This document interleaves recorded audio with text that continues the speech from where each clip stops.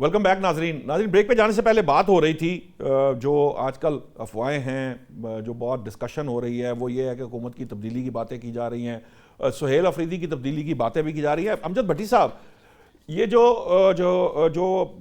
सुहेल अफरीदी की बात की जा रही है, क्या मामला है, क्या क्यों तब्दील करना चाह रहे हैं? बैरिस्टर गौहर तो अगरचे इनकार करते हैं कि सारी बातें ऐसे ही हैं, लेकिन कहीं ना कहीं ये डिस्कशन तो हो रही है कि सुहेल अफरीदी साहब को तब्दील किया जा रहा है। तब्दील कर भी दिया जाएगा तो क्या फ़र्क पड़ेगा, और क्या वो डिलीवर नहीं कर पा रहे, या वाकयातन ये सिर्फ अफवाहें हैं? देखिए, हमें तो इस पे कोई इतराज नहीं है। उनकी अपनी जमात है, वो किसी को तब्दील करें, किसी को लगाएं। लेकिन ये मैं समझता हूँ, जैसे केपीके में जितनी तेजी से यानी कि आपके चीफ मिनिस्टर चेंज हो रहे हैं, इसका मतलब है कि वहाँ गवर्नेंस जो है वो इस हद तक जो है वो बैड है कि वहाँ पे आपके चीफ मिनिस्टर जो हैं या इनके आपस में इख्तलाफात इस हद तक बढ़ गए हैं कि ये जो है चीफ मिनिस्टर बार बार तब्दील होता है। और इसका आपको वाज़ेह तौर पे आपको नजर आना चाहिए कि पीटीआई में कौन सी स्ट्रीट पावर रहेगी, कौन सा असूल रह गया, कौन सा इनमें आपस में इत्तेहाद रह गया, कौन सी ये मूवमेंट चला सकेंगे, कौन सा ये इमरान खान साहब को ये कहते हैं कि हम अपने स्ट्रीट पावर से रिहा कराएंगे। ये कितनी दफा इन्होंने अनाउंसमेंट की, कितनी दफा इन्होंने टाइम दिए, उसका आपके सामने रिजल्ट है। और फिर जो गवर्नेंस है उसका मॉडल भी आपके सामने है कि वहाँ जो इलाज मुआवजे के लिए लोग भी जो हैं वो इस्लामाबाद का या कराची का रुख करते हैं।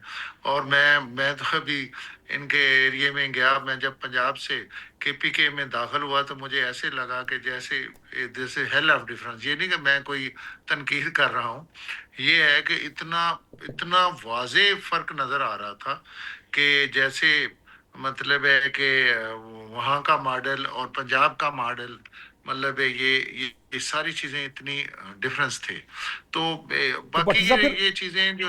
फिर जी अगर जी अगर बताएं। पंजाब का मॉडल इतना अच्छा है, विफाक में इतना सब कुछ बहुत अच्छा चल रहा है, तो फिर ये जो हुकूमत की तब्दीली की बातें हैं, इनके पीछे क्या मामलात हैं? देखिए, मैं तो पंजाब या फेडरल की बात करूं, ये आपके सोशल मीडिया या जरूर है। चैनल चलाना, सोशल मीडिया भी चलाना है, इसके लिए इन खबरों की कोई ताकत नहीं है।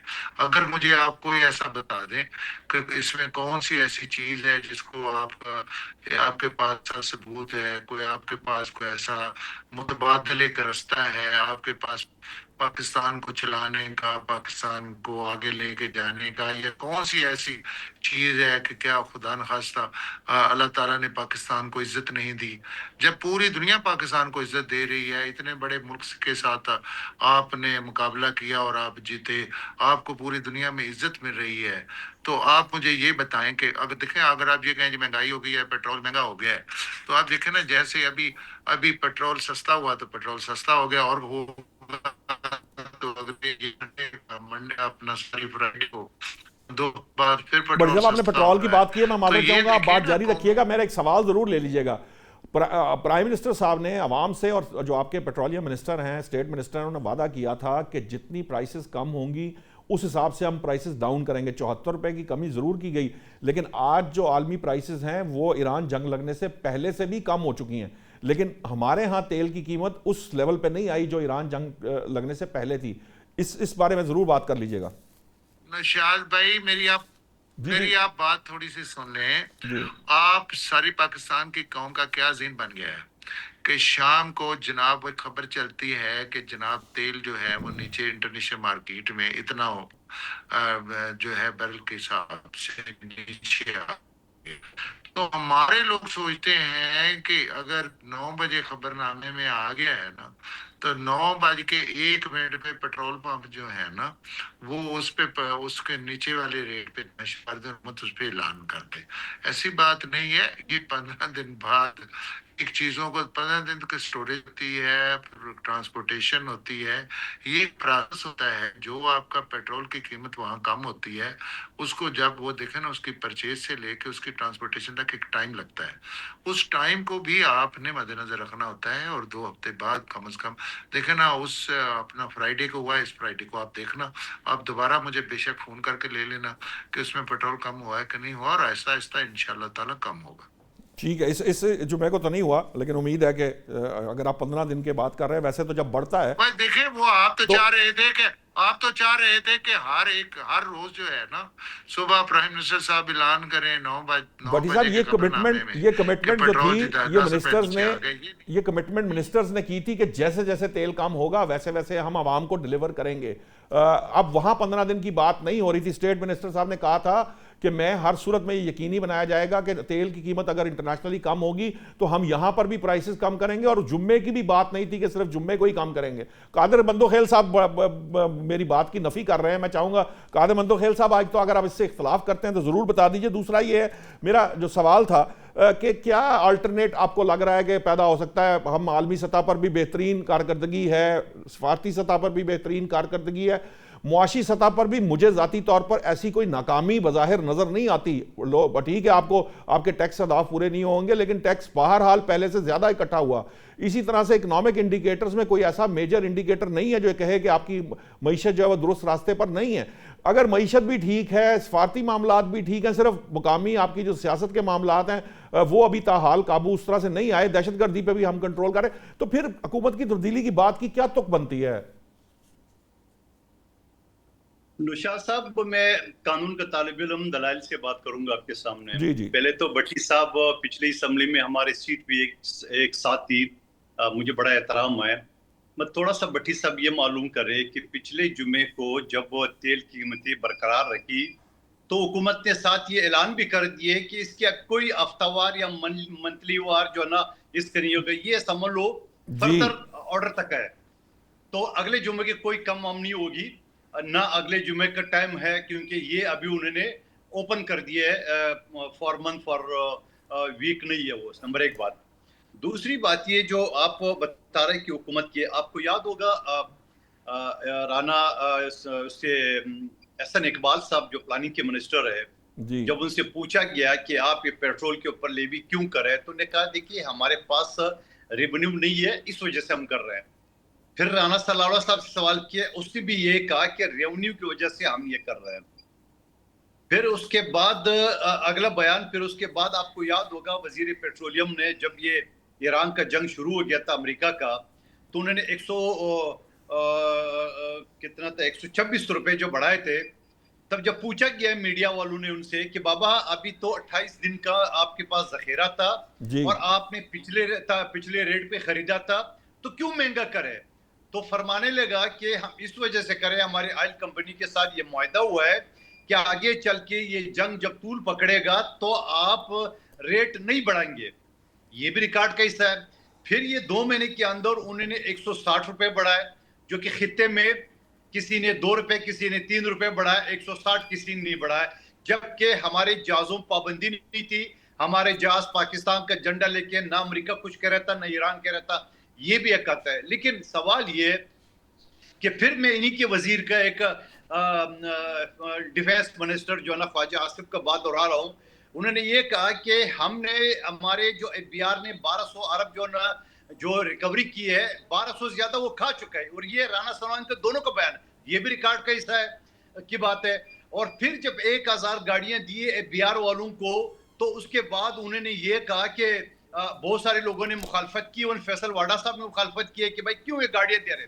लेकिन आपको आदाद शुमार बता दूं, एफबीआर की जो मुलाजिमीन है पाकिस्तान में 23,000 है, और 23,000 सिर्फ 1200 रिकवर कर चुके, बाकी सारे इनके जोबे में गए।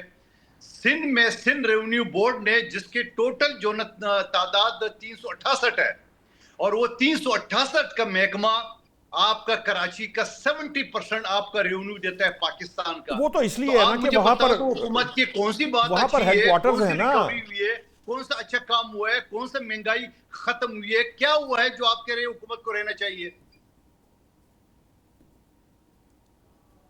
देखिए, मैं अपने भाई का बेहद एहतराम करता हूँ।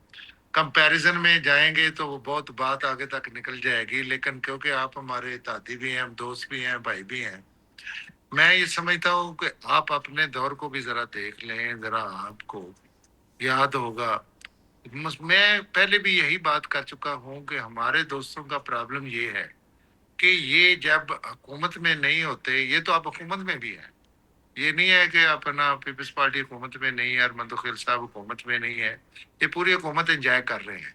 ये नहीं नहीं, ऐसी बात ना करो भाई, मेरी बात नहीं सुनो। है ना, हम हमारे पास आई नहीं वो होते बस ऐसे ही है ना, ऐसे ना करो ना, अच्छा नहीं लगता ये अच्छा बात सर भी करते नहीं हो। लाऊं, चलो ठीक है, मेरी नहीं बात लाता। सुने ना, नहीं नहीं, आप फुल इस वक्त फुल हुकूमत एंजॉय कर रहे हैं, और माशाल्लाह बलोचिस्तान में भी, सिंध में भी, फेडरल में भी, और देखें जो नून जी जी, लीग है बजट वो पास तो कराना हो तो नहीं हो रहा आपके होता, जब फेडरल। तक जो गिलगित बल्तिस्तान की हुकूमत कंफर्म नहीं हो जाती तो बजट नहीं पास होता ना, फिर नहीं बाद नहीं नहीं, होता। मैं बलोचिस्तान में वजीर आला किसका है, नहीं गिलगित नौशाद साहब, बल्तिस्तान में आप वजीर आला शरारत नहीं किसका करें। है, और अगर मेरी आप बात गिलगित के सिंध ऊपर में बात कर रहे किसका हैं तो है। फिर मेरी भी बात सुनिए कि मुस्लिम लीग नून ने क्या किया वहां पे, फिर वो पूरा देखें, मैं वैसे बात कर रहा हूँ कि देखें, हम तो आपका बेहद एहतराम भी करते हैं क्योंकि आप हमारे कोलिशन पार्टनर हैं, और आपने सिर्फ उस वक्त वजारतें इसलिए नहीं ली थी कि शायद ये हुकूमत ज्यादा देर ना चले, तो अल्लाह के फजल से ये चल पड़ी, तो आपको और अल्लाह ने इज्जत दी, और पाकिस्तान में इसका बेहतर ना हो तो गया। आपको भट्टी साहब ये लगता है ये आपको लगता ये है कि इसके पीछे पीपल्स पार्टी है इन सारी अफवाहों के पीछे?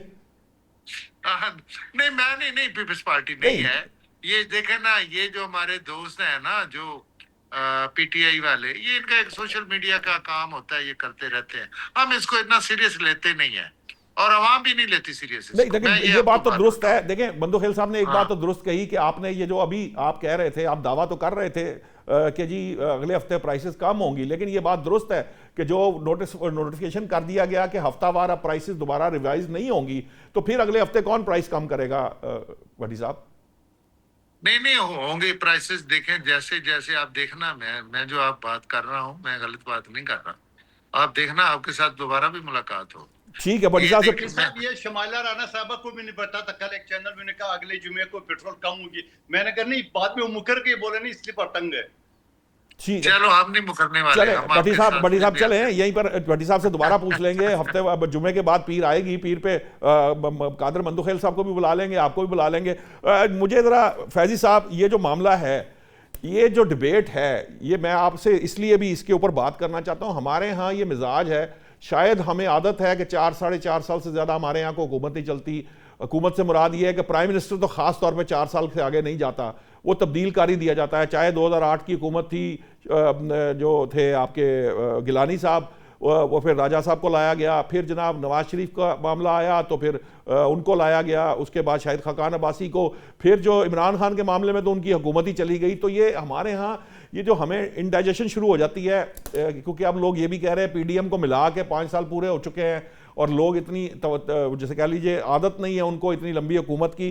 तो आपको लगता है कि ये वाकयातन ये कोई साजिश हो रही है, ये गुफ्तगू जो है ये वाकयातन इसकी कोई बेसिस है? क्योंकि कहीं ना कहीं मैं माजरत चाहूँगा कादर खान मंदोखेल साहब से, ये मैंने भट्टी साहब को ऐसे नहीं कहा था, मुझे बाज़ जगहों पे ये मतलब इस किस्म की बात सुनने को मिली कि एक्चुअली इसके पीछे पीपल्स पार्टी है। लेकिन पीपल्स पार्टी तो जब काबीना का हिस्सा नहीं बनना चाहती, वो हुकूमत में खुद से डायरेक्ट आना नहीं चाहती, वो आईनी ओहदे रखना चाहती है, तो क्या वो अल्टरनेट है?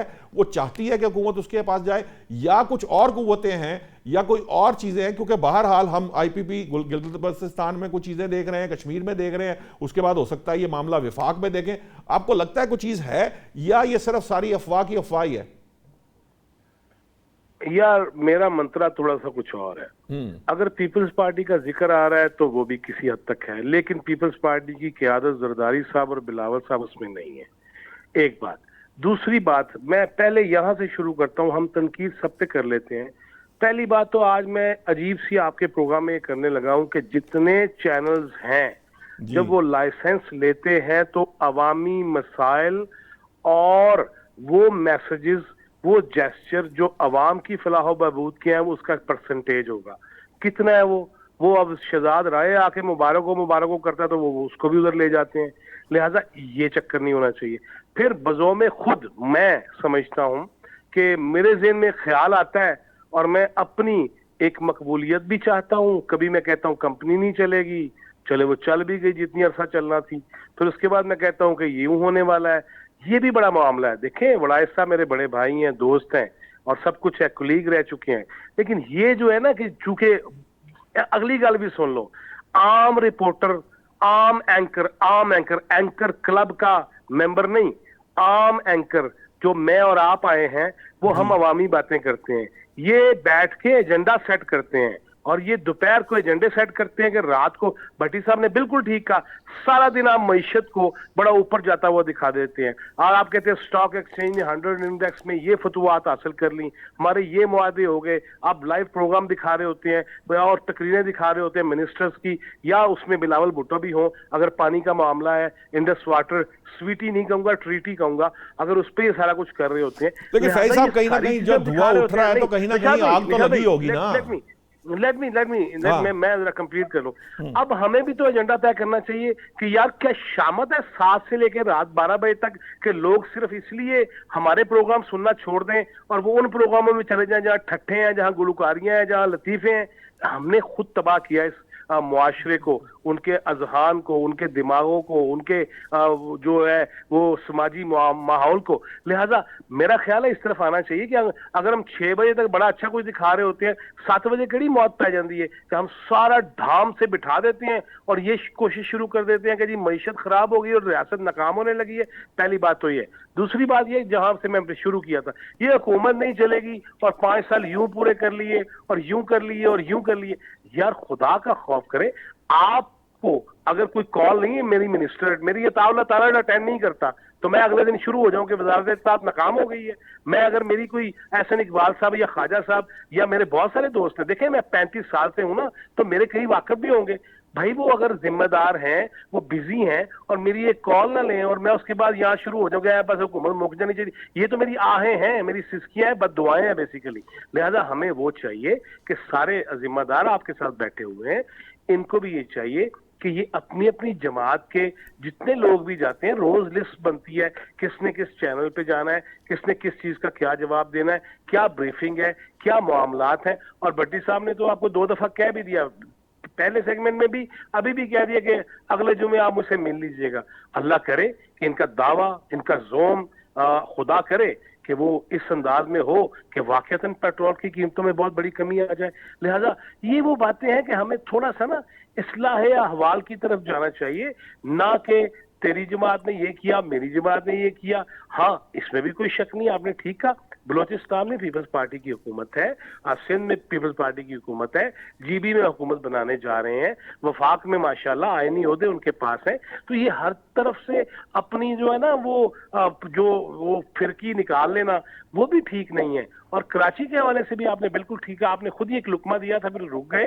भाई कराची के अंदर तो हेड ऑफिस है, वहां मरकजी दफातर हैं, जब वहां से टैक्स जाएगा तो लगता है कि कराची सारा टैक्स दे रहा है। लाहौर वाले जो है पेट्रोल इस्तेमाल नहीं करते, लाहौर वाले या पिंडी वाले, इस्लामाबाद वाले, पेशावर वाले, कोयटा वाले चीजें इस्तेमाल नहीं करते। लेकिन ये एक चीज है, देयर इज नो डाउट, मेरी बचपन की मोहब्बत है, रोशनियों का शहर है जो मैंने डूबते हुए भी देखा, रोशनियां मध्यम होते हुए भी देखी, बोरीबंद लाशें भी देखी। लेकिन मेरी तो ख्वाहिश है कि कराची मजीद फले फूले, उसमें मजीद रोशनियां आए। लेकिन यही बात कह देना कि आबादी सबसे ज्यादा पंजाब में हो और वही कराची की जो मेन वहां पे जो ऑनर्स हैं, जो मिल्स हैं या जो भी हेड ऑफिसेस हैं, वहां पे तो पंजाब का भी टैक्स जा रहा है ना। जब वो पूरे पाकिस्तान से जाता है, भी इस्लामाबाद में बैठे हुए, तो फिर ये भी मेरा ख्याल है थोड़ी सी इख्तरा जो है ना उसको तब्दील करना पड़ेगा। हमने सब ने मिलजुल के आगे जाना है। और मैंने आगाज में भी यही कहा था कि छीन ले मुझसे हाफजा मेरा, हाफिज के नाम पे स्यापे ना पड़े, हाफजा कह रहा हूँ, हाफिज नहीं कह रहा। लिहाजा आगे चलते हैं कि हमने ये चाहना है, हमने ये कोशिश करनी है, दुनिया कहीं से कहीं जा रही है। मंतोहेल साहब, मेरे पास टाइम बिल्कुल नहीं है, आप कुछ कहना चाह रहे हैं, मैं चाहूंगा आप बस एक मिनट है मेरे पास, जरूर कह लीजिए। जवाद साहब ने जो हफ्जे की दुआ मांगी, मैं इसके ऊपर आमीन कहूंगा और थोड़ा सा ये कहूंगा कि यहाँ 62% से ज्यादा वफाकी दफातर है। तो फिर वफाकी दफातर है तो फिर कौन सी मौत पड़ गई कि ये 2 रुपए देने को तैयार नहीं है? फिर कौन सी मौत पड़ गई है कि यहाँ पे कारोबार तो करते हैं मगर यहाँ 2 रुपए खर्च नहीं करते? यहाँ के 24 साल से इल्तिवा का शिकार है, यहाँ ग्रीन लाइन 7 साल से इल्तिवा का शिकार है, शहबाज शरीफ साहब 5 साल से वजीर आजम है, मेरे और इनका और मुस्तफा कमाल का हल्का है कि 2 रुपए। ठीक है, मेरा टाइम खत्म हो गया। आपका पॉइंट आ गया कि जो विफाकी सूबे जो अगर कराची के हैं तो वफाक को चाहिए कि उसे कंप्लीट कराए, लेकिन बहरहाल जिम्मेदारी तो सिंध हुकूमत की है, कराची की सारी डेवलपमेंट। हाँ, वफाक ने अगर कुछ सूबे कमिट किए हैं तो वो ज़रूर उसको पूरा होना चाहिए, उसको डिले नहीं आना चाहिए। बहरहाल नाज़रीन, जो सबसे इंपॉर्टेंट बात है वो ये है कि सियासतदानों की तमाम तर लड़ाइयाँ अपनी जगह, लेकिन मसला हल आखिरकार इन्होंने ही करना। जब तक ये बैठकर रूल्स ऑफ गेम्स तय नहीं करेंगे, ये बेहतरी नहीं लाएंगे, मुल्क में जो ये सियासी जो अदम इस्तेहकाम है, ये इस्तेहकाम की शक्ल इख्तियार नहीं करेगा। इन्हें अपनी जिम्मेदारी पूरी करनी होगी। आज तक के लिए इतना ही, कल नए मौज़ूआत के साथ हाजिर होंगे। अल्लाह निगहबान।